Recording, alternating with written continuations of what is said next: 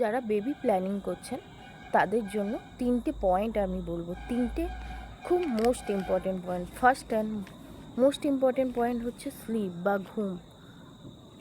ধরুন রাত 2-3টে পর্যন্ত ফোন ঘাঁটছেন, তারপরে ঘুমাতে যাচ্ছেন, এটা করলে কিন্তু হবে না। তাড়াতাড়ি ঘুমান এবং সকালে তাড়াতাড়ি উঠুন, এতে করে আপনাদের হরমোন প্রপার কাজ করবে। সেকেন্ড পয়েন্ট হচ্ছে ডেলি 45 মিনিটস করে এক্সারসাইজ করুন। যারা করেন তো ঠিক আছে, যারা করেননি তারা শুরু করুন। থার্ড পয়েন্ট হচ্ছে জাঙ্ক ফুড অ্যাভয়েড করুন। আমি বলছি না পুরো বন্ধ করে দিন জাঙ্ক ফুড। দিনে আপনারা যদি সপ্তাহে 4 দিন কি 5 দিন জাঙ্ক ফুড খান, সেক্ষেত্রে আমি বলবো সপ্তাহে 2 দিন জাঙ্ক ফুড খান কি 1 দিন জাঙ্ক ফুড খান।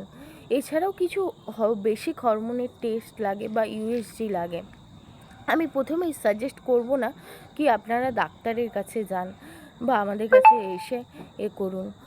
প্রথম সাজেস্ট করব এই জিনিস, খুব বেসিক 3টে জিনিস ফলো করুন, করে আপনাদের লাইফস্টাইলকে ঠিক করুন। তারপরেও যদি কোনো সমস্যা আসে তখন অবশ্যই ডাক্তারের সাথে আলোচনা